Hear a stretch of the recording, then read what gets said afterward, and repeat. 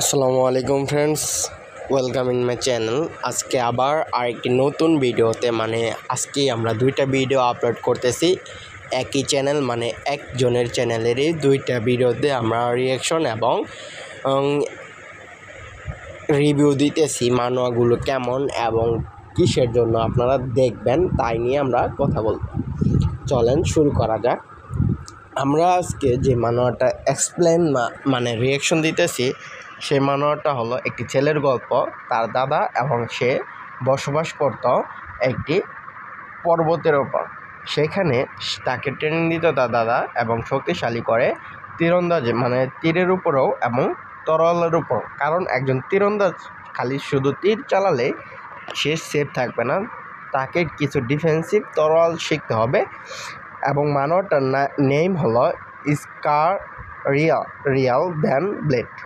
এটা হলো একটি মানোয়ার নেম। এই মানোয়ারটার নেম এটি 78 নাম্বার পর্ব পর্যন্ত পোস্ট হয়েছে এবং এটিরও একই নিয়মে পোস্ট করার আসরের পরের দিকে এটি পোস্ট হয়। একসাথে 3টা করে পর্ব পোস্ট হয় প্রতিদিন।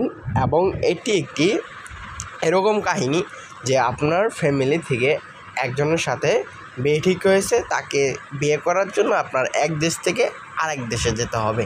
এরকম তার দাদা তার এক বন্ধুর মেয়ের সাথে তার নাতির বিয়ে ঠিক করেছে, বন্ধুর নাতির সাথে তার নাতির বিয়ে ঠিক করেছে। সে নাতিকে তীরন্দাজ এবং তরোয়াল শিক্ষা দিয়ে বিয়ে করার জন্য পাঠিয়ে দেয় এবং নায়কের একটি শিকারী চিল ছিল।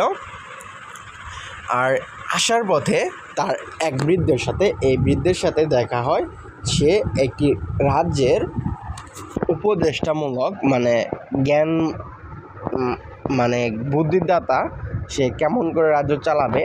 সে রাজ্যের রাজা মারা যাওয়ার পরে সে রাজ্যের যে রাজপুত্র ছিল সেই সিংহাসনে বসে এবং এই লোকটিকে মেরে ফেলার চেষ্টা করে এবং নায়ক তাকে সেভ করে।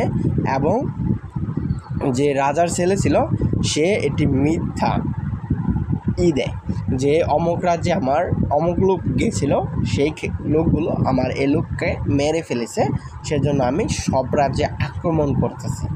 এটা দিয়ে সে পুরো রাজ্য আশেপাশের যে রাজ্যগুলো আছিল ওইগুলো দখল করার চেষ্টা করে। এর মধ্যেই আমাদের যে নায়ক ছিল এমসি মেন ক্যারেক্টার যে ছিল, তার ওয়াইফের ফ্যামিলিও পড়ে যায়। সেইখানে দেখা যাবে যে কেমন করে সে বিয়ে করে এবং কেমন করে সে পুরো রাজ্য এবং রাজত্বকে সেভ করে ওই লোকটির কাছ থেকে। এইভাবে আপনারা একটি অ্যাডভেঞ্চারমূলক মানোয়া এবং এক্সপ্লেন দেখতে পারবেন আমাদের মানোয়া পেক চ্যানেল ভাইয়ার আরেকটি চ্যানেলে। সেটা তার ওই চ্যানেলের সাথে সংযোগ করা আছে। যদি আমাদের যে টাইটেল দেওয়া আছে ওই টাইটেল লিখে সার্চ করে থাকেন তাহলেই পেয়ে যাবেন।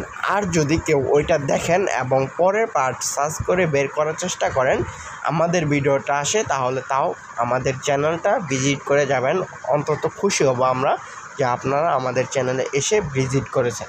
ধন্যবাদ সকলকে আমাদের এই কথাগুলো এই পর্যন্ত শোনার জন্য। আমরা আপনাদেরকে এই মানোয়ার মূল গল্পটা বোঝাতে পেরেছি কিনা তাও কমেন্টে বলে যাবেন। সবাইকে ধন্যবাদ। আসসালামু আলাইকুম।